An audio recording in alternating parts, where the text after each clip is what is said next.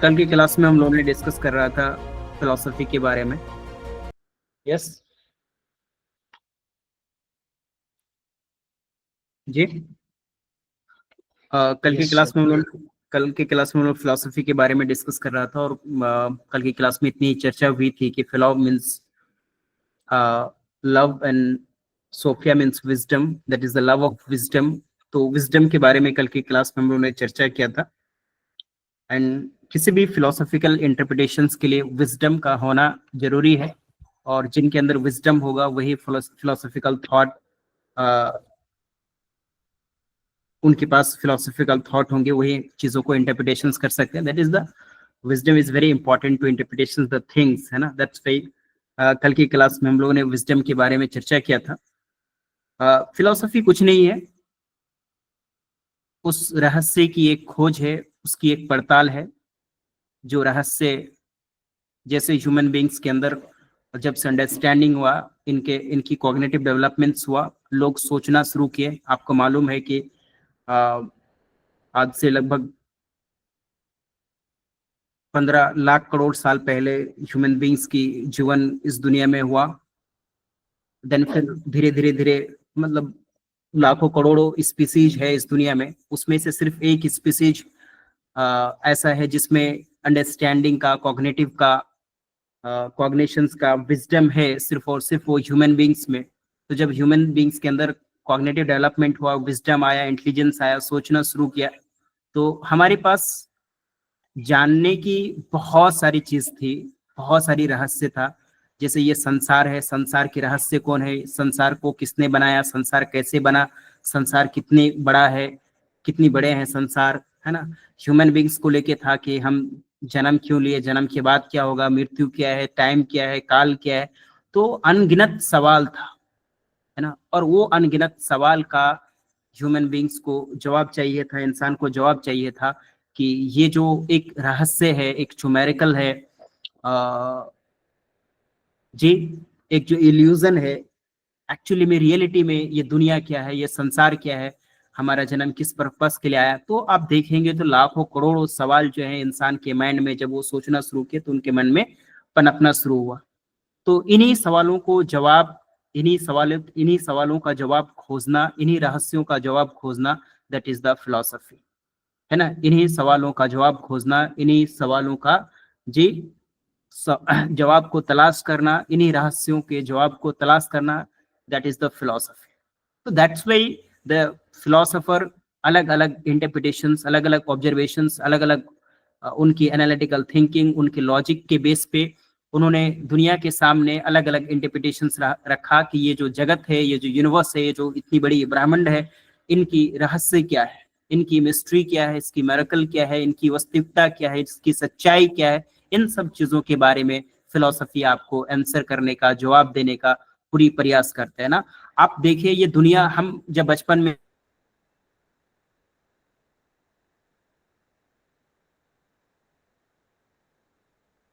उसके बाद फिर कोई दुनिया नहीं है, चांद सूरज ये आसमान है, सातों आसमान है, उसके बाद फिर दुनिया खत्म है। लेकिन अगर आप इस यूनिवर्स का कल्पना करेंगे, इस यूनिवर्स का थोड़ा सा ऑब्जर्वेशन करेंगे, तो आपको पता चलेगा कि इस यूनिवर्स का कहीं अंत ही नहीं है ना। कहीं पे अंत नहीं है, कहीं पे भी इसकी अंत नहीं है। अब इतनी विशाल संसार है, इतनी विशाल ये जगत है, यूनिवर्स है, कि आप इसकी कल्पना तक नहीं कर सकते हैं कि कितनी विशाल है, क्योंकि ये इनफाइनाइट है, कहीं पे भी खत्म नहीं होता है, कहीं पे भी नहीं, है ना। अर्थ है, गैलेक्सी के बाद अदर मिल्क वे है, उसके बाद है, उसके बाद है, मतलब इनकी कहीं अंत नहीं है, कहीं पे छोर नहीं है, कहीं पे सीमा नहीं है इस यूनिवर्स का। आप जहां तक सोच सकते हैं, आपका दिमाग जहां तक जा सकता है, आपकी कॉग्निटिव डेवलपमेंट्स के अनुसार जितना दूर तक आप सोच सकते हैं कि दुनिया शायद यहाँ तक है, उनमें करोड़ों मल्टीप्लीकेशंस कर दीजिए, लाखों मल्टीप्लीकेशंस कर दीजिए, फिर उससे भी मतलब बड़ा है। सिंपल कहने का मतलब है कि ये जगत, ये यूनिवर्स इनफाइनाइट है, इनकी कहीं पे भी अंत नहीं है, किसी भी सूरत में इसके अंत नहीं है, इतनी बड़ी।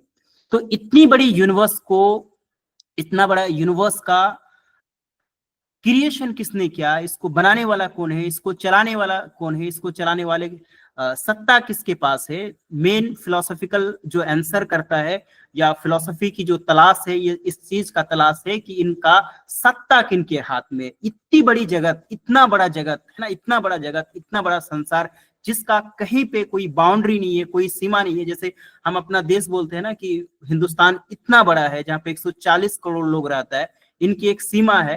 अब इसी को एक पूरी यूनिवर्स समझ के देखिए कि इसकी कोई सीमा रेखा नहीं है, कोई बाउंड्री नहीं है, कोई भी बाउंड्री नहीं है। आप जितना सोच सकते हैं उससे भी करोड़ों करोड़ों मतलब बड़े हैं, मतलब इसकी कोई अंत ही नहीं है। तो इतनी बड़ी संसार को चलाने वाला, इतनी बड़ी संसार को गवर्न करने वाला, या इतनी बड़ी संसार ये कब बना, कब ये एग्जिस्टेंस में आया, what is the reality behind it, और इनकी सत्ता किसके हाथ में है ना। सबसे बड़ा सवाल, फिलोसॉफिकल सवाल यही खड़ा होता है कि इनकी सत्ता किसके हाथ में, कौन इसको चला रहा है। तो दैट्स व्हाई आप रिलीजियस पर्सपेक्टिव में देखेंगे, रिलीजियस फिलोसफी का जब अध्ययन करेंगे, जब मेथोडोलॉजी का आप अध्ययन करेंगे, तो उसमें पता चलेगा कि इतनी बड़ी यूनिवर्स को, इतनी बड़ी जगत को, इतनी बड़ी संसार को बनाने वाला कोई एक सुप्रीम पावर है जो पूरे यूनिवर्स को बनाया है, और वही गवर्न करने वाला है, वही चलाने वाला है, उन्हीं के इशारे पे सारी चीजें होती है जब आप रिलीजियस मेथोडोलॉजी पढ़ते हैं। फिर जब आप थोड़ा सा मेटलिस्टिक एंड सेकुलर साइंसेस पढ़ते हैं, जब आप वेस्टर्न फिलोसोफर को पढ़ते हैं, तो वेस्टर्न फिलोसोफर बताते हैं कि नहीं, ये यूनिवर्स को क्रिएशन करने वाला कोई नहीं है, इसका पैदा करने वाला कोई नहीं है, ये मैटर है और इनकी खुद की थ्योरी है जिसकी वजह से ये इवॉल्व हुआ, और ये दिन ब दिन इवॉल्व होते जा रहा है, होते जा रहा है, होते जा रहा है। इसका इवॉल्व रुका नहीं है। जब से इनकी इवोल्यूशन शुरू हुआ, जब से ये प्रोग्रेस हुआ, जब से ये डेवलप हुआ, ये दिन ब दिन और प्रोग्रेस होते जा रहा है, होते जा रहा है। इसको चलाने वाला, इसको गवर्न करने वाला कोई ऐसी ताकत नहीं है, कोई ऐसी शक्ति नहीं है, ऐसी कोई परमात्मा नहीं है, ऐसी कोई सुप्रीम पावर नहीं है, कोई ऐसा इटर्नल नहीं है जो इतनी बड़ी जगत को चलाता है। तो that is the different perspective. अगर वेस्टर्न फिलोसोफर को पढ़ेंगे तो western philosopher will answer that by using their logic, by using their experience, by using their arguments, वो आपको इस बात पे राजी करा लेगा कि हाँ, इस दुनिया को चलाने वाला, इस दुनिया को बनाने वाला कोई सुप्रीम पावर नहीं है, कोई अल्टीमेट रियलिटी, कोई अल्टीमेट पावर नहीं है, कोई ओमनीपोटेंट नहीं है इस यूनिवर्स को चलाने वाला। उसी तरीके से जब आप इंडियन फिलोसोफर को पढ़ेंगे, जब रिलीजियस पर्सपेक्टिव में पढ़ेंगे, जब आप मेथोडोलॉजी को, रिलीजियस मेथोडोलॉजी को पढ़ेंगे, फिर आपको ये मानने के लिए आपको राजी करा लेगा कि नहीं, इस यूनिवर्स को चलाने वाला कोई ना कोई सुप्रीम पावर है। That's why the big reasons कि किसी एक मत पे, है ना, सारे लोगों का राजी होना, एग्री होना कि नहीं यही सत्य है, ये सत्य आपको नहीं मिलेगा। हर एक फिलोसोफर का अलग मत है, हर एक का अलग अलग मत है। दैट्स व्हाई आप देखेंगे फिलोसफी को, there are various thoughts of school of. That's why ism नाम का आता है। इज्म मतलब थॉट, इज्म मतलब आइडिया। दैट मींस कि अगर मैंने इस यूनिवर्स के बारे में, रियलिटी के बारे में कोई थॉट दिया, कोई आइडिया शेयर किया दुनिया के सामने, दैट मींस कि तौहीदिज्म हो जाएगा, मतलब तौहीद की आइडिया है। दैट इज्म फिलोसफी में देखेंगे, इज्म आपको देखने मिलेगा। इज्म मतलब थॉट, इज्म मतलब आइडिया। दैट मींस कि अगर मैं इस यूनिवर्स को लेके, इस जगत को लेके, इस संसार को लेके कोई आइडिया एक्सप्रेस करता हूं, बताता हूं logically, and that the people of the world, हमारी जो आर्ग्यूमेंट्स है, हमारी जो कंक्लूजन है, हमारी जो इंटरप्रिटेशन है, हमारी जो ऑब्जर्वेशन है, अगर दुनिया इसको मानता है, दुनिया एक्सेप्ट करता है कि इनकी लॉजिक सही है, इनकी मान्यता सही है, तो फिर लोग मेरे नाम से जानेंगे तौहीदिज्म, जैसे उसकी वो फिलॉसफी है, ऐसा।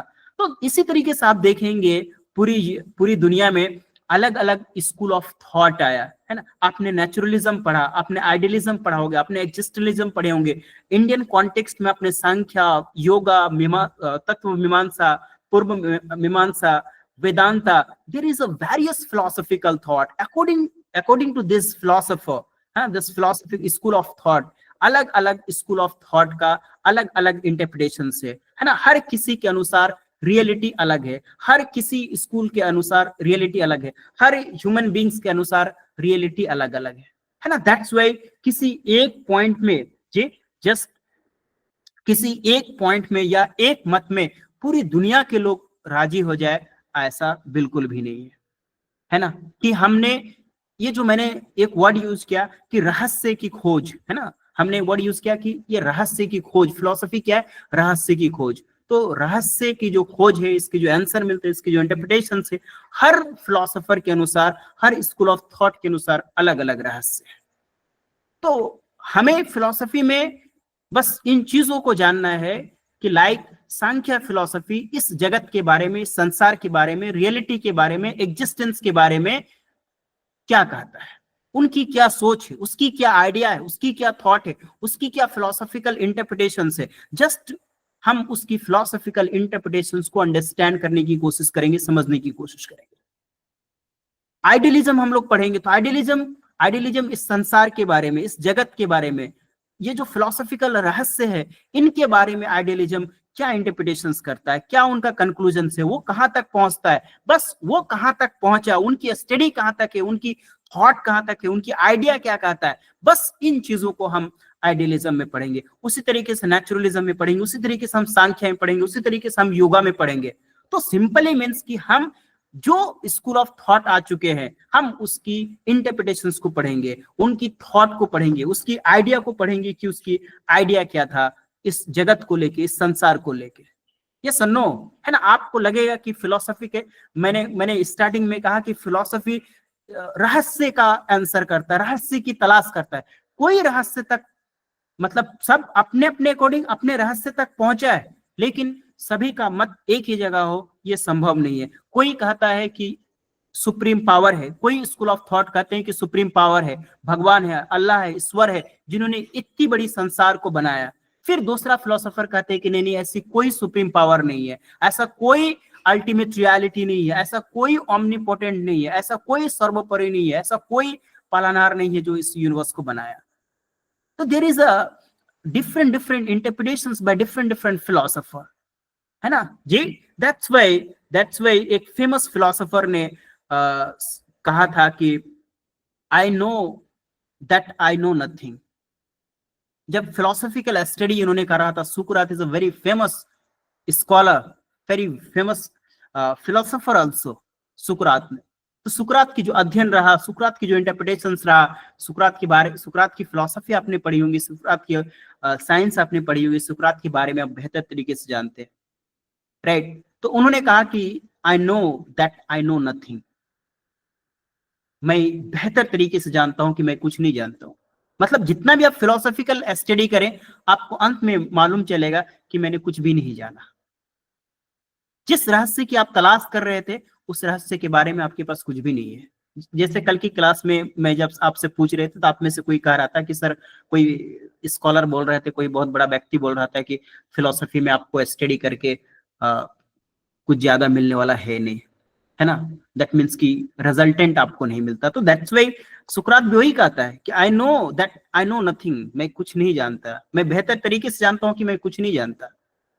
क्योंकि वो जो रहस्य है, वो जो अल्टीमेट रियलिटी है जिसकी आप तलाश कर रहे हैं, आज तक ना वो साइंस वहां तक पहुंच पाया है, ना ह्यूमन बीइंग्स के इंटरप्रिटेशंस पहुंच पाए। क्योंकि इतनी बड़ी संसार में, इतनी बड़ी जगत में, और इतना सारा स्पीसीज के अंदर हमारी जो औकात है ना, वो तिन के बराबर भी नहीं है।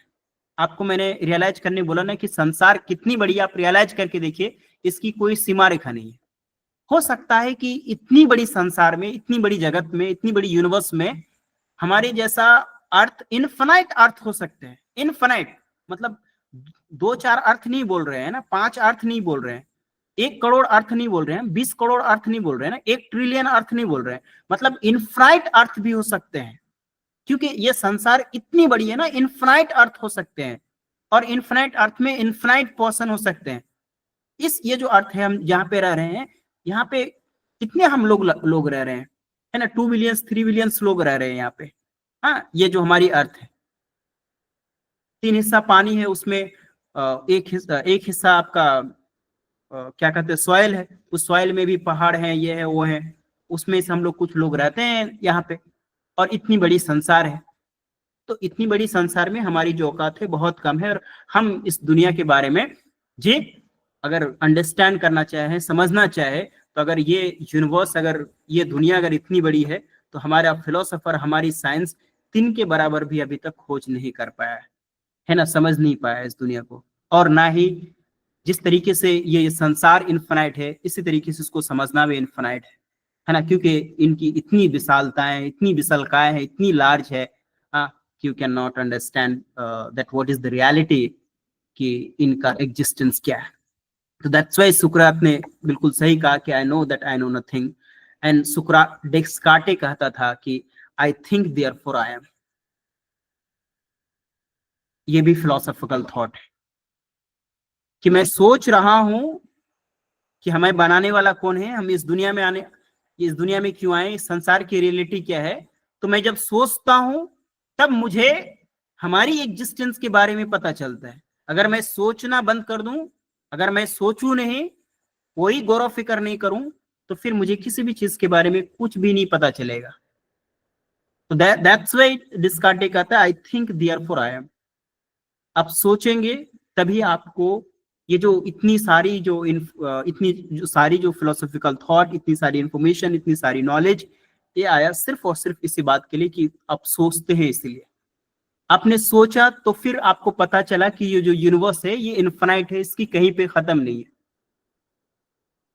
अदरवाइज हमें बचपन से सिखाया जाता था कि बस 7 आसमान है, जमीन है, उसके बाद ये दुनिया खत्म है ना। दैट्स व्हाई सुकरात कहा था कि I know that I know nothing, and Descartes कहा था I think therefore I am. तो फिलोसफी किस तरीके से सोचते हैं, फिलोसफी का इंटरप्रिटेशंस क्या है, इसकी ऑब्जर्वेशंस क्या है, और फिलोसफी कहाँ तक पहुंचा आज के डेट में, इन सब चीजों के बारे में मैं आपके साथ हल्की फुल्की अभी चर्चा की है। अब जो मेन इंपॉर्टेंट चीज है उसमें आ जाए। Yes please. यहाँ तक कोई दिक्कत नहीं है? Yes please. Thank you sir, मजा आ गया। No sir, no sir. अब क्या है कि फिलॉसफी बेसिकली 3 चीज को स्टडी करता है ना। फिलॉसफी बेसिकली 3 चीज को स्टडी करता है।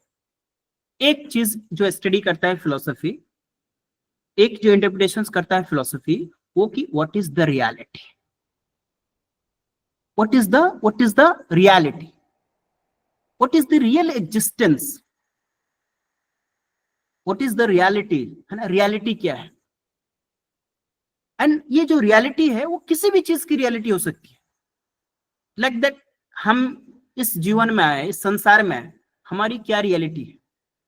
When you study the reality of the human beings, of the beings, so that is the philosophical interpretations होगा। आप रियलिटी की स्टडी कर रहे हैं, आपने आत्मा के बारे में सोचा, आपने आत्मा के बारे में जानता, आपने आत्मा के बारे में पढ़ा, सोल के बारे में।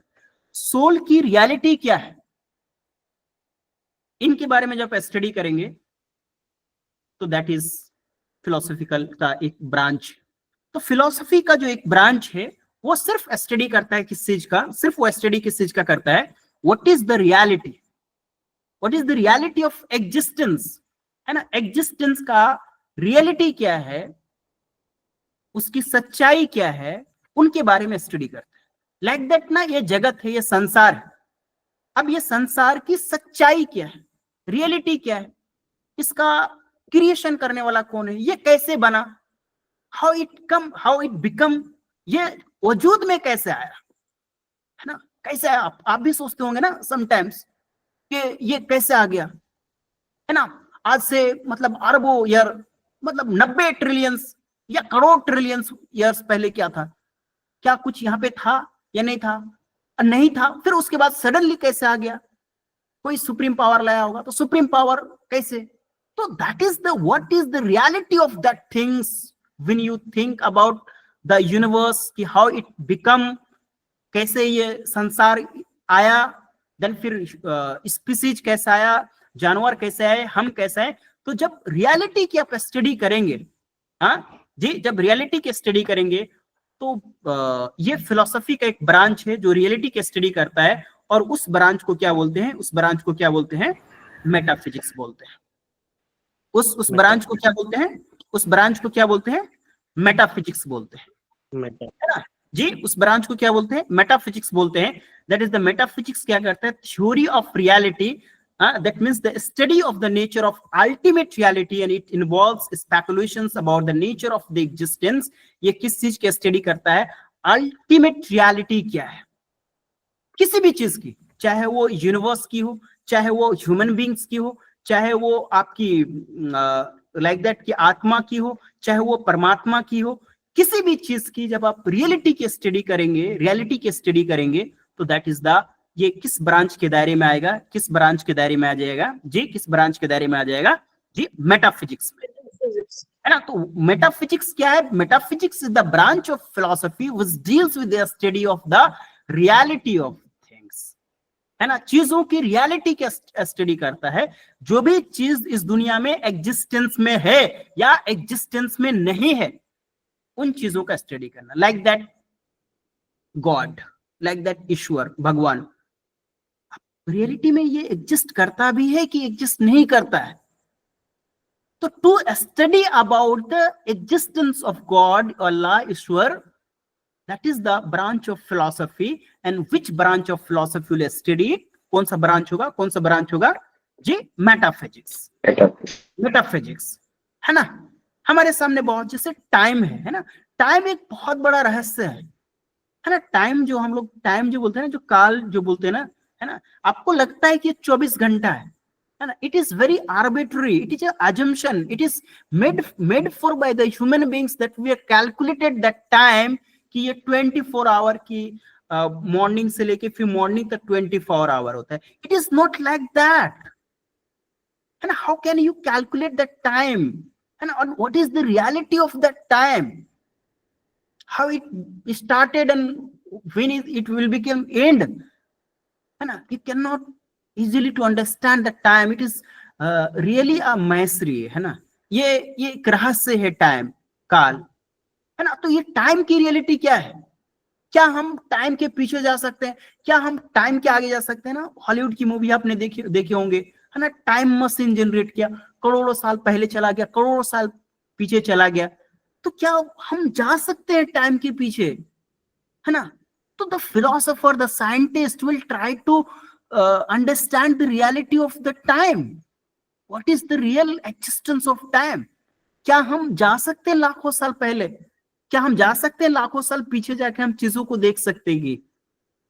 हाँ, व्हाट इज रियलिटी, है ना। Time it not mean that 24 hour time है और we are working about it, है ना। It just an arbitrary and it's created by the human beings, है ना। It's only, but the time it's really a mystery, है ना। It's really अ रहस्य, isn't it?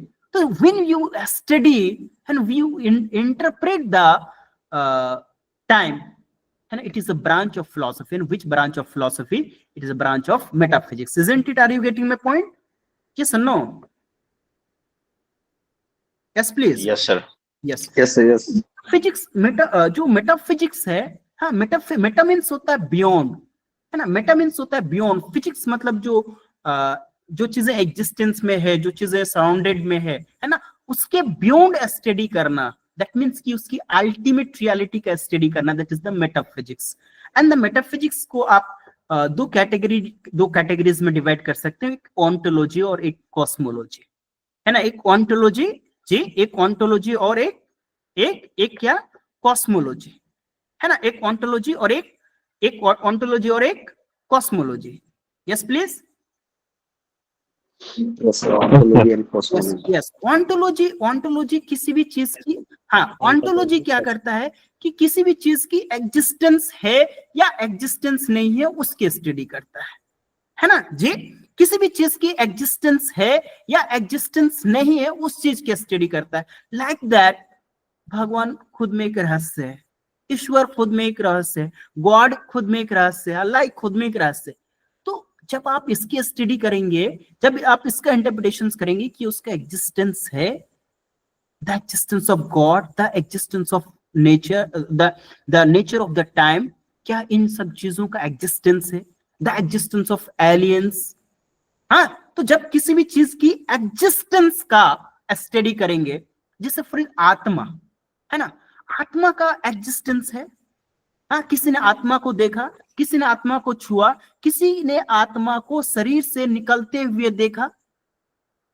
The medical sciences or the scientists have studied and multiple experiments have been done in the previous year, है ना। sometimes जो आदमी मतलब बहुत dangerous study इसमें स्थिति में है, उसको एक कांच के इसमें रख दिया गया कि हम देखेंगे कि ये जब आत्मा जब निकलेगा, सोल जब निकलेगा बॉडी से, जब ये डिपार्ट करेगा तो कहां से निकलेगा, तो हम वी कैन सी दैट।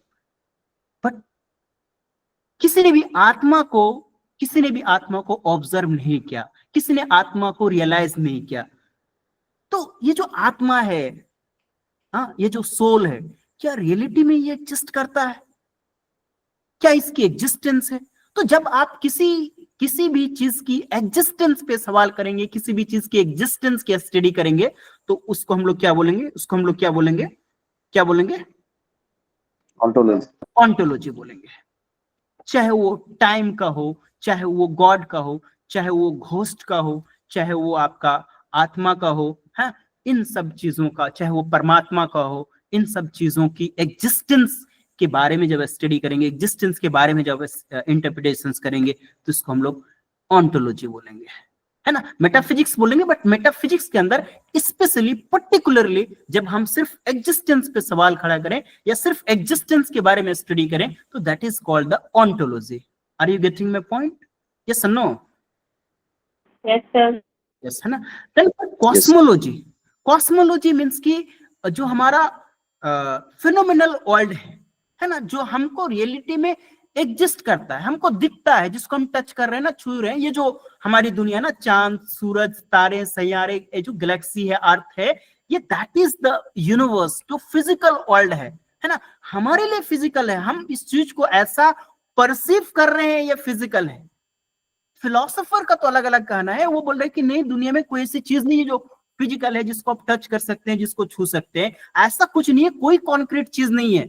वो तो आप सोच लेते हैं कि आपके सामने जो लैपटॉप है ना, वो बड़ा सा है ना, इट्स योर थिंकिंग, ऐसा कुछ नहीं है। All are fluids, all are motions, all are liquids like that, है ना, ऑल आर प्लाज्मा।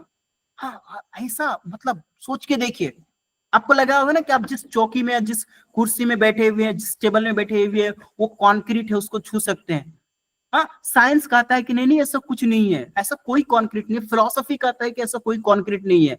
ये आपने सोच लिया, आपकी थिंकिंग है कि ये कॉन्क्रीट है, that's why you are perceiving like that, आप उसको ऐसा परसीव कर रहे हैं। रियली में ऐसा कुछ नहीं है।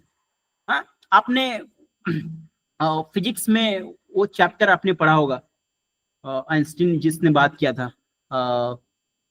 क्वांटम फिजिक्स के बारे में पढ़ा होगा। हाँ जी, क्वांटम फिजिक्स।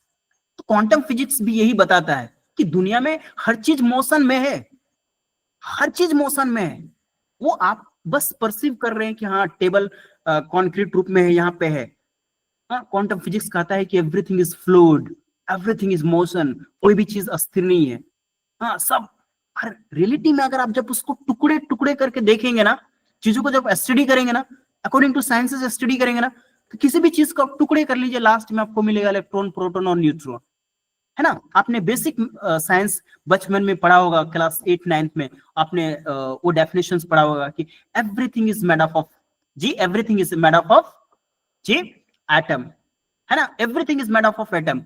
जब आप एटम को टुकड़ा करेंगे, तो एटम को आप मिलेगा इलेक्ट्रॉन, प्रोटॉन और न्यूट्रॉन है। और इलेक्ट्रॉन क्या कर रहा है?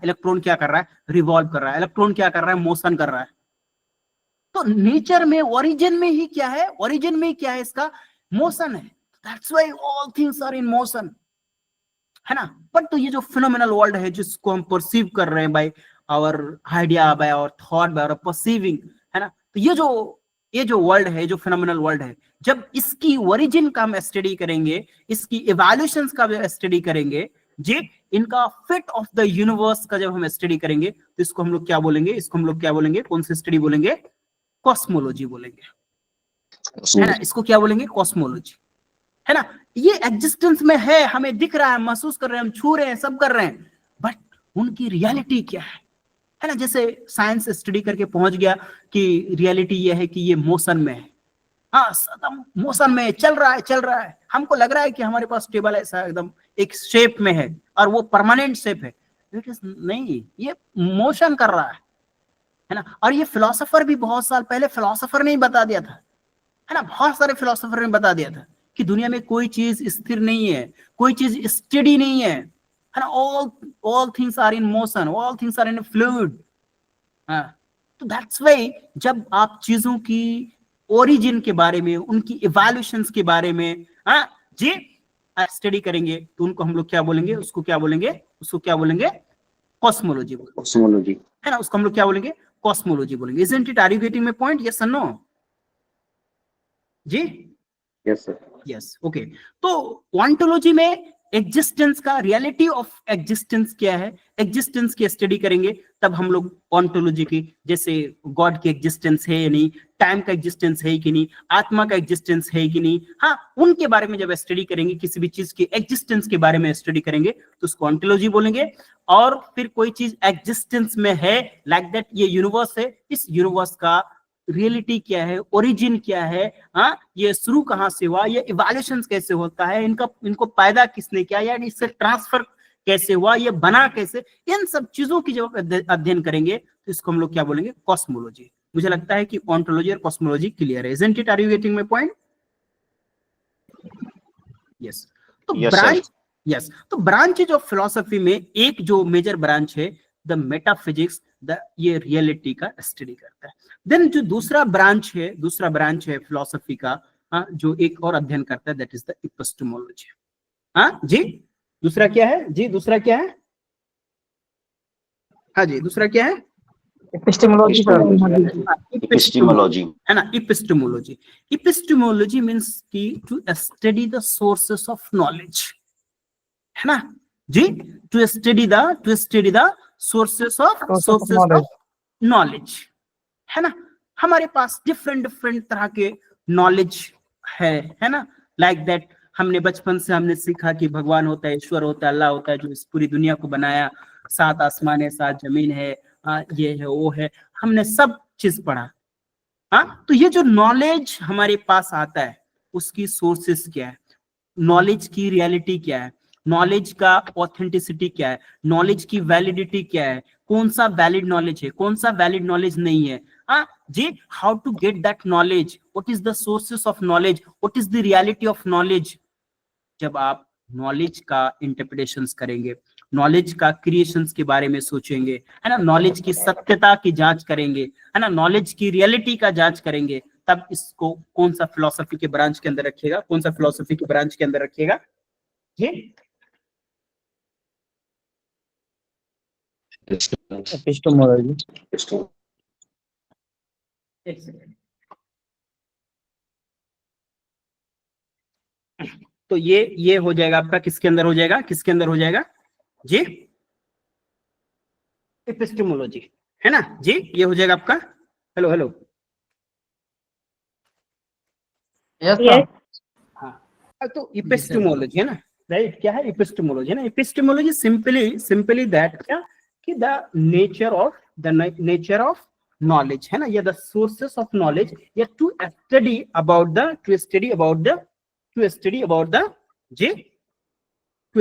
द नॉलेज, है ना, दैट इज द एपिस्टेमोलॉजी।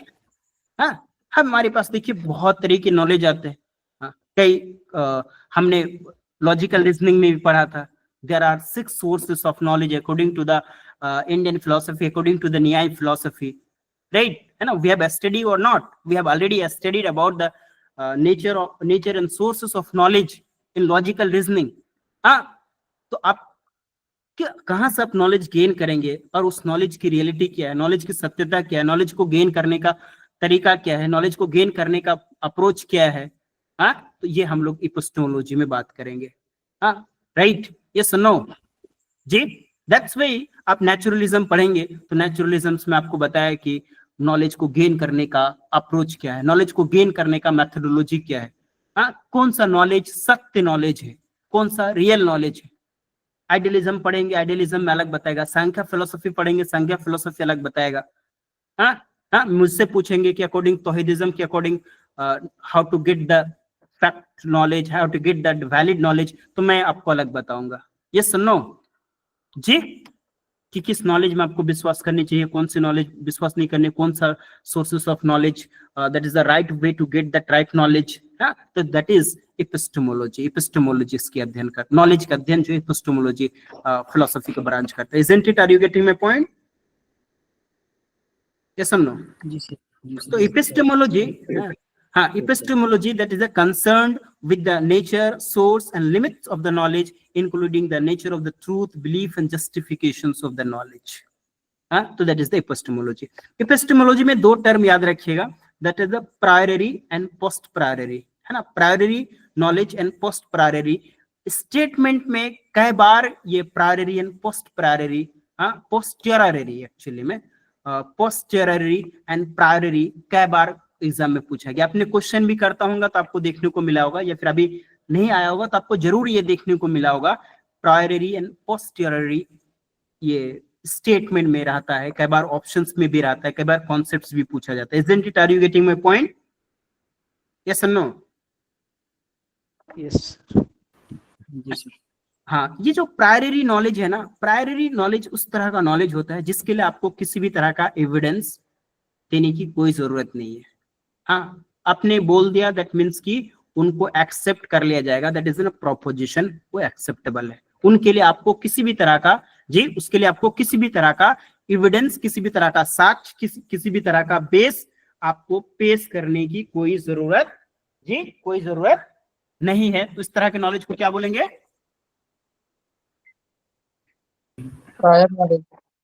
हाँ, इसको बोलेंगे, इसको बोलेंगे, हाँ इसको बोलेंगे प्रायरी, है ना? प्रायरी। तो अब priori is a term applied to knowledge considered to be true without being based on previous observation or empirical evidence. किसी भी तरह का एम्पिरिकल एविडेंस या किसी भी तरह का प्रीवियस ऑब्जर्वेशंस की कोई जरूरत नहीं है, विदाउट कंसीडरिंग, है ना, without being based on previous observations और empirical evidence, we can accept that knowledge, है ना, without arising a single questions about it. That is then a priori knowledge. Isn't it? Are you getting my point? Yes or no? Yes, sir.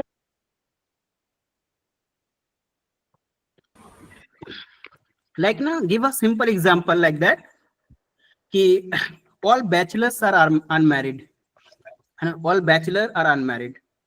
जब मैं bachelor कह रहा हूं तो obvious सी बात है कि ये अनमैरिड होगा। अब इस चीज को प्रूफ करने के लिए किसी भी एविडेंस, किसी भी एम्पिरिकल एविडेंस या किसी भी ऑब्जर्वेशंस की जरूरत नहीं पड़ेगा। दैट इज द प्रायरी, है ना? पोस्ट पोस्टेरियरी उस तरह के नॉलेज को बोलेंगे, दैट मीन्स कि you have a knowledge and इसको जब एक्सेप्ट करेंगे, इसको जब आप एक्सेप्ट करेंगे तो इसके लिए आपको एविडेंस की जरूरत पड़ेगा, एम्पिरिकल एविडेंस की जरूरत पड़ेगा, इसके लिए आपको प्रीवियस फैक्ट्स की जरूरत पड़ेगा, इसको पोस्टेरियरी बोलेंगे। Isn't it? Posteriori makes references to experience from the later. For example, the proposition that is it is raining outside now, है ना? जब अगर आप ये assumption लगाते हैं, ये propositions बोलते हैं, स्टेटमेंट देते हैं कि घर के बाहर बारिश हो रही है, यू मस्ट चेक देम, है ना, यू मस्ट एक्सपीरियंस देम कि रियलिटी में ये बारिश हो रही है कि नहीं। तो व्हेन किसी भी नॉलेज को आप एक्सपीरियंस करते हैं, एम्पिरिकल एविडेंस प्रोवाइड करते हैं या किसी भी तरह का एविडेंस विटनेस प्रोवाइड करते हैं, देन उस नॉलेज को आप एक्सेप्ट करते हैं, तो उस नॉलेज को हम लोग क्या बोलेंगे? उस नॉलेज को क्या बोलेंगे? उस नॉलेज को क्या बोलेंगे जी? उस नॉलेज को क्या बोलेंगे? पोस्टेरियरी, है ना? टेरियरी, है ना? पोस्टेरियरी एंड प्रायरी, that means कि there is no any need of empirical evidence, या there is no any need of any evidence or observations या previous knowledge, है ना? That is the priori and that is the posteriori. I think, are you getting my point? Isn't it okay? Yes or no? Sir. Then we are going to the third branch of the philosophy, that is axiology, है ना? Sir एक बार और फिर से थोड़ा सा clear कीजिए, जहाँ पे प्रायोरी में जो हमें किसी भी प्रकार का एविडेंस देने की जरूरत नहीं पड़ती है, बिल्कुल बिल्कुल है ना, जैसे कि ऑल बैचलर्स आर अनमैरिड, तो बैचलर ही वर्ड आ गया, यानी कि बैचलर इसीलिए आता है कि वो अनमैरिड को ही बैचलर कहा बिल्कुल जाता है, बिल्कुल ठीक है। बिल्कुल बिल्कुल अब यहाँ पे पोस्टेरियरी में क्या है, यहाँ पे रेफरेंस देने की जरूरत पड़ता है, जस्ट बिल्कुल अपोजिट। बिल्कुल ओके इसका ओके। रेफरेंस देखने की जरूरत पड़ेगा, एम्पिरिकल एविडेंस देने की जरूरत पड़ेगा। हाँ, प्रीवियस नॉलेज है तो उसका भी बेस के आधार पे आप इस नॉलेज को एक्सेप्ट करेंगे, that is the posteriori. Isn't it, are you getting my point? Yes और नो? Yes sir. यस है ना। Yes sir. अब एक ब्रांच और है ना, उसको हम लोग एक्सोलॉजी बोलते हैं, है ना जी। उसको क्या बोलते हैं? एक्सोलॉजी बोलते हैं। एक्सोलॉजी अगर आप देखेंगे ना रियलिटी में, इट इज ना स्टडी ऑफ ब्यूटीफुलनेस, है ना। It is the study of ethics, it is study of aesthetic sense, है ना, लाइक दैट ना। खूबसूरती क्या है? हम्म? मतलब आप सोच के देखिए, हाँ, what is the miracle about खूबसूरती, है ना। What is the miracle about the खूबसूरती, है ना। व्हाट इज द रहस्य ऑफ खूबसूरती? एक ही पर्सन, एक ही इंसान, कोई गुलाब के लाल रंग के फूल को पसंद करता है, कोई ब्लैक कलर का पसंद करता है, कोई येलो कलर के पसंद करता है, कोई पसंद ही नहीं करता उसको। Like that the human beings also. I like Rajiv ji, but the most people of the class, है ना, don't like Rajiv ji, and their thoughts, their emotions, I didn't like. What is the what is the miracle of that खूबसूरती? What is the miracle of that acceptance? हाँ, क्या है इसके पीछे? कि ना सिंगल चीज किसी के लिए सही, किसी के लिए गलत, किसी के लिए कुछ, किसी के लिए कुछ। What is the reality mean of truthness? What is the reality of beauty? है ना, खूबसूरती क्या है ना। जैसे हमारी इंडियन कल्चर है, इंडियन कल्चर में सिर्फ लाइक दैट कि कोई जो कॉमन एक्सेप्टेंस है जी, जो कॉमन एक्सेप्टेंस है, कॉमन एक्सेप्टेंस ये है कि मतलब कोई गोरा है तो that is he is a very beautiful, isn't it okay? And it's not likely that. It means that कि जो अमेरिका में है वहां पे कोई लोग मतलब बदसूरत नहीं होते, सारे के सारे खूबसूरत होते हैं। एंड अफ्रीका के जो लोग होते हैं, जो कनाडा का लोग होते हैं, वो सारे के सारे बदसूरत है। नहीं, आप वहां के लोग को पूछिए, हाँ, उनके लिए खूबसूरती अलग है, उसके लिए ब्यूटीफुल अलग है, उनके लिए वैल्यूज अलग है, उसके लिए एस्थेटिक सेंस अलग है। What is the miracle it is? When you study about that miracle, है ना, that रहस्य कि what is reality of being honest. अब कोई जघन्य से जघन्य अपराध कर दें, राइट, है ना, some peoples will stand support to them. कुछ पीपल खड़ा हो जाएगा, है ना। अभी 2024 में एक बलात्कार की घटना हुआ था, उसमें से छह के छह लोग वो जेल में था। आज ही मैं वो उसका न्यूज पढ़ रहा था, तो उसमें से 5 को कल या परसों उसको बेल मिला था। और जैसे ही बेल मतलब जेल से निकला तो उसके साथ ही दोस्त सब चाहने वाले मतलब पूरा काफिला लेके रोड शो निकाल दिया, रोड शो निकाल दिया, राइट, है ना। फिर पुलिस उसको पकड़ के फिर से जेल भेज दिया। तो बहुत हंगामा हुआ सर, यहीं पे तो था जहाँ पे। हाँ, गुजरात में भी देखे होंगे वो वाला जो बिल्किश बानो का जो केस था, हाँ, माला पहनाया जा रहा है, हाँ, तो that what is it? What is the miracle of the truth?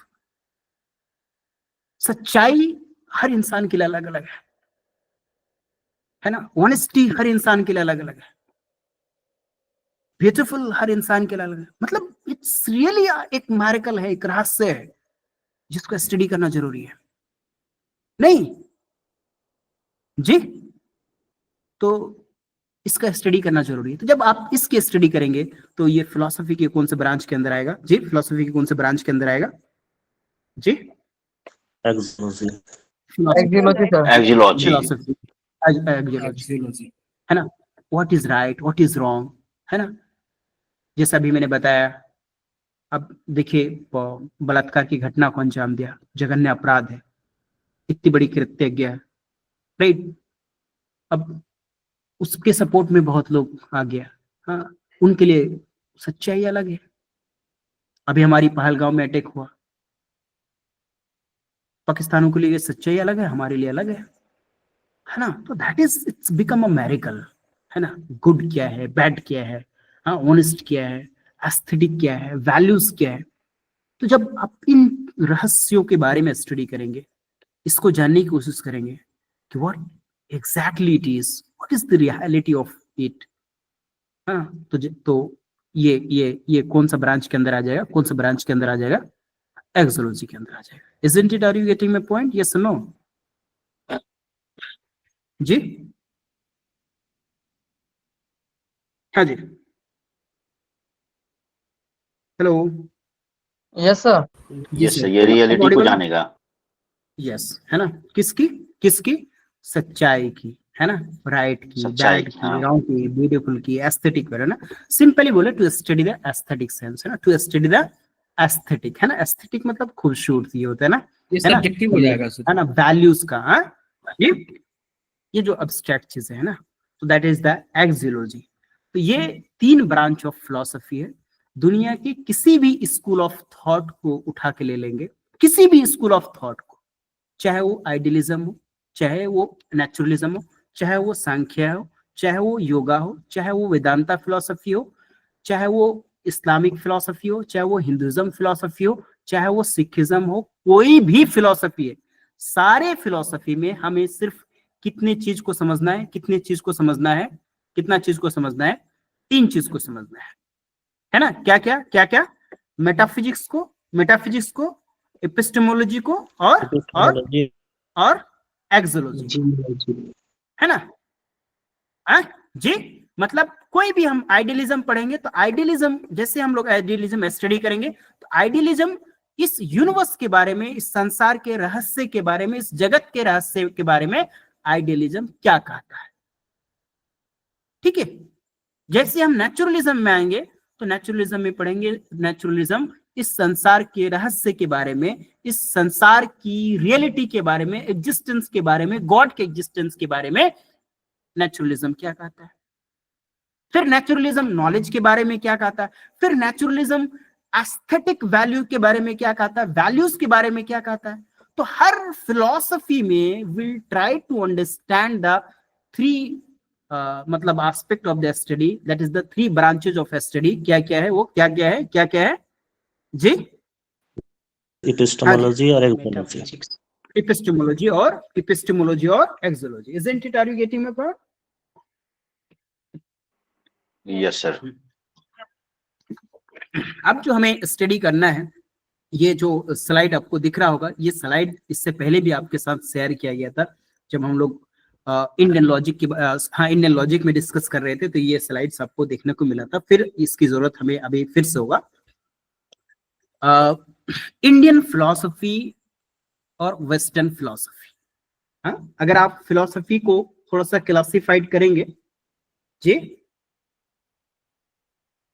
अगर आप फिलॉसफी को थोड़ा सा क्लासिफिकेशन करेंगे स्टडी करने के लिए तो आपको बेहतर होगा, है ना। बेहतर इसलिए होगा कि जब आप वेस्टर्न फिलॉसफी को पढ़ेंगे, वेस्टर्न फिलॉसफी समझ रहे हैं ना, वेस्टर्न फिलॉसफी जिसमें आइडियलिज्म, नेचुरलिज्म, प्रैग्मेटिज्म, जी, एग्जिस्टेंशियलिज्म, ह्यूमनिज्म, पेरेनियलिज्म, ये जो फिलोसोफर आता है, ये सब फिलोसफी को क्या बोलते हैं, वेस्टर्न फिलोसफी बोलते हैं। जो यूरोपियन कंट्री और उधर का जो लोग स्टडी किया है उसको क्या बोलते हैं, उसको क्या बोलते हैं, कौन सा फिलोसफी बोलते हैं, वेस्टर्न फिलॉसफी सर, है ना। वेस्टर्न फिलोसफी, हाँ, वेस्टर्न फिलोसफी का जो इंटरप्रिटेशंस का जो पैटर्न्स है, हूबहू सबका लगभग एक जैसा पैटर्न्स है, सब लोगों की जो अध्ययन है एक जैसा है, तो उस लोग को वेस्टर्न फिलोसफी रखा गया, ठीक है। जो इंडियन फिलोसफी है, हाँ, जो इंडियन फिलोसफी है, इंडियन फिलोसफी का जो स्टडी का पैटर्न्स है, इनकी जो ऑब्जर्वेशन है, इसकी जो फिलोसफिकल इज्म है, इसकी जो थॉट है, इनकी जो आइडिया है इस संसार को लेके, इस जगत को लेके, इंडियन फिलोसफी का अलग है ना। इंडियन जो मैं बात करना शुरू करूं इंडियन फिलोसफी के बारे में, यस और नो जी, जी सर, यस है ना। तो इंडियन जो फिलोसफी है ना जी, इंडियन फिलोसफी है ना, तो इंडियन फिलोसफी बेसिकली एक रिलीजियस फिलॉसफी है ना। इंडियन जो फिलॉसफी है, अब इंडियन फिलॉसफी में आप हिंदुइज्म फिलॉसफी पढ़ेंगे बेसिकली, और हिंदुइज्म फिलॉसफी के अंदर बहुत सारी फिलॉसफी है, सांख्या योगा, सांख्या योगा वेदांता, ये सारी फिलॉसफी आपका हिंदुइज्म के अंदर है। वेदांता में बहुत सारी फिलॉसफी है। हाँ, फिर बौद्धिज्म जैनिज्म भी पढ़ेंगे, और एक चारवाक फिलॉसफी पढ़ेंगे। चारवाक भी हिंदुइज्म से निकला, बौद्धिज्म भी हिंदुइज्म से निकला, जैनिज्म भी हिंदुइज्म से निकला। तो ये सारे के सारे फिलॉसफी का जो पैटर्न्स है, सारे के फिलॉसफी का जो पैटर्न्स है, एक तरीके का पैटर्न्स है। मतलब इनकी जो स्टडी है, इनका जो ऑब्जर्वेशन है, इनकी जो इंटरप्रिटेशंस है, एक तरीका, मतलब इस तरह की जो फिलोसॉफिकल थॉट है, इस तरह की फिलोसॉफिकल आइडिया है ना, it is totally based on the religious perspective, है ना। जो क्या बोलते उसको, अध्यात्म, है ना, अध्यात्म की ओर ज्यादा है ना। जो स्पिरिचुअलिटी है ना, स्पिरिचुअलिज्म, तो ये जो इंडियन फिलोसफी है ना, it is totally based on the spirituality. Like that Indian philosophy इनके बारे में डिस्क्राइब करेंगे, किसके बारे में, भगवान के बारे में, ईश्वर के बारे में, अल्लाह के बारे में, है ना, आत्मा के बारे में, परमात्मा के बारे में, है ना, जन्म होगा या जी, पुनर्जन्म के बारे में, हाँ, आत्मा के बारे में, इन सब चीजों के बारे में, संसार के बारे में। एंड सबसे ज्यादा जो स्टडी किया है इन्होंने, हाँ, दुख के बारे में, सफरिंग करने के बारे में, इसके स्टडी करता है। जैसे हमारे जीवन में बहुत तरह का जो दुख आता है ना जी, बहुत तरह की जो परेशानी आती है, इंडियन फिलोसफी उसकी स्टडी कर रहा है कि दुख का कारण क्या है, दुख का निवारण क्यों है, हम दुख क्यों होते हैं, हम बुढ़ापा क्यों होते हैं, हम मरते क्यों हैं, आत्मा क्या है, आत्मा हमारे बॉडी से निकलने के बाद फिर कहाँ जाता है, आत्मा मरता है कि नहीं मरता है, हमें परेशानी का सामना क्यों करना पड़ता है। तो दैट वाज कि जो इंडियन फिलॉसफी है, Indian philosophy totally centred about that दुख। मतलब इंडियन फिलॉसफी दुख से घिरा हुआ है। मोक्ष, मतलब मोक्ष की प्राप्ति कैसे होगा, कर्म क्या है ना जी, कर्म पथ क्या है, कर्म करोगे तो अच्छे फल मिलेंगे, है, नहीं तो बुरे कर्म करोगे तो फिर जानवर बना के पैदा हो जाओगे दूसरे जीवन में। That is the Indian philosophy centred about it. हाँ, फिर इंडियन फिलोसफी में कुछ ऐसे फिलोसफी, जैसे सांख्य फिलोसफी के बारे में पढ़ेंगे हम लोग। पहला फिलोसफी जो स्टार्ट करेंगे Samkhya, totally based on scientific in nature, totally based on like that the मतलब वेस्टर्न फिलोसफी की तरह। लेकिन फिर भी वो सोल के बारे में बात करता, फिर भी वो दुख के बारे में बात करता, फिर भी वो आपका आत्मा के बारे में बात करता है। तो साइंटिफिक नेचर है सांख्य फिलोसफी में, लेकिन आत्मा को नहीं छोड़ेगा, परमात्मा को नहीं छोड़े, मतलब जो है दुख को नहीं छोड़ेंगे, है ना, पुनर्जन्म को नहीं छोड़ेंगे। तो that's why the Indian philosophy is it centred about that things, है जी। तो इसलिए वेस्टर्न फिलोसफी इंडियन फिलोसफी का कई बार मजाक भी उड़ाता है, कई बार बोलता है कि जो इंडियन फिलोसफर है वो लोग बहुत अनऑप्टिमिस्टिक है, हाँ, मतलब निराशावादी है। इंडियन फिलोसफी को ना निराशावादी कहा जाता है कि ये लोग बहुत निराशा है, हाँ, इनको सिर्फ दुख दिखता है कि हाँ दुख क्यों है, हम लोग दुख का फिर निवारण क्या है, मोक्ष की प्राप्ति कैसे हुई है, कर्मा क्या है। तो इन सब चीजों से घिरा हुआ है इंडियन फिलोसफी। तो दैट्स व्हाई वो लोग कहते हैं कि ये बहुत निराशावादी है लोग, है ना, अनऑप्टिमिस्टिक है। और वेस्टर्न फिलोसोफर अपने आप को ऑप्टिमिस्टिक समझता है कि वो आशावादी है, वो विश्वास रखता है, वो डेवलपमेंट्स पे विश्वास रखता है। और Indian philosophy is traditionally like ना ऑर्थोडॉक्स फिलोसफी। ऑर्थोडॉक्स मतलब Orthodox philosophy means that spiritualistic, है ना, जो मतलब जो मेथोडोलॉजी है जी, जो रिलीजियस मेथोडोलॉजी है, रिलीजियस मेथोडोलॉजी की इर्द गिर्द जिसकी फिलोसफी घूमता है उसको ऑर्थोडॉक्स फिलोसफी कहा जाता है, ट्रेडिशनली फिलोसफी कहा जाता है। एक तरीके से नैरोनेस को दर्शाता है इस तरह की फिलोसफी। ये वेस्टर्न लोग कहते हैं, हम नहीं कह रहे हैं, है ना जी। तो जब आप इंडियन फिलोसफी के बारे में पढ़ेंगे, तो इंडियन किसी भी स्कूल ऑफ थॉट के बारे में जब आप स्टडी करेंगे, कल की क्लास हम लोग करेंगे, तो आपको देखने को मिलेगा क्या, मोक्ष क्या है, क्या मोक्ष क्या है, और मोक्ष की प्राप्ति हम कैसे कर सकते हैं, है ना, मोक्ष की प्राप्ति हमें कैसे होती है, मोक्ष एक्चुअली में होता क्या है। मोक्ष का नेचर क्या है, देन फिर पुनर्जन्म के बारे में पढ़ेंगे। हाँ, बौद्धिज्म कहेगा पुनर्जन्म के बारे में, जैनिज्म कहेगा पुनर्जन्म के, सांख्या कहेंगे, योगा कहेंगे, वेदांता पुनर्जन्म। फिर कुछ फिलोसफी, इंडियन फिलोसफी कहता नहीं पुनर्जन्म नहीं होता है, कुछ कहेंगे पुनर्जन्म होता है। फिर दुख के कारण, दुख के निवारण, दुख के टाइप, इन सब चीजों के बारे में वो स्टडी करेंगे, है ना। तो you can see the biggest difference between the Indian philosophy and the western philosophy, isn't it? Are you getting my point? Yes और नो? जी यस सर। यस। तो इंडियन फिलोसफी को अगर आप देखेंगे, या ऑलरेडी मैं आपको रटा चुके थे जब हम इंडियन लॉजिक डिस्कस कर रहे थे, उस समय मैंने आपको ये बताया था कि अगर इंडियन लॉजिक को देखेंगे तो दो स्तर पे आप इसको डिवाइड कर सकते हैं। एक वो स्तर है जी, एक क्लासिफिकेशन है जिसको हम लोग हेटेरोडॉक्स बोलते हैं जी, हेटेरोडॉक्स बोलते हैं, हेटेरोडॉक्स बोलते हैं। दूसरों को क्या बोलते हैं? दूसरों को क्या बोलते हैं? दूसरों को क्या बोलते हैं जी? ऑर्थोडॉक्स, है ना, ऑर्थोडॉक्स। हेटेरोडॉक्स मतलब सिंपली, हेटेरोडॉक्स जो है, हेटेरोडॉक्स सिर्फ इतना ही समझिएगा आज की क्लास में कि ये लोग किसी परमात्मा को नहीं मानते, मतलब कोई सुप्रीम पावर को नहीं मानते, कोई अल्टीमेट रियलिटी को नहीं मानते, कोई गॉड को नहीं मानते, कोई ईश्वर को नहीं मानते, कोई ब्रह्मा को नहीं मानते ना जी। अभी आपको मैं कल के क्लास में, परसों क्लास में बताऊंगा कि ब्रह्मा का कॉन्सेप्ट क्या है। आप में से बहुत लोग जानते, नहीं भी जानते तो मैं बता दूंगा, है ना, कोई दिक्कत नहीं है।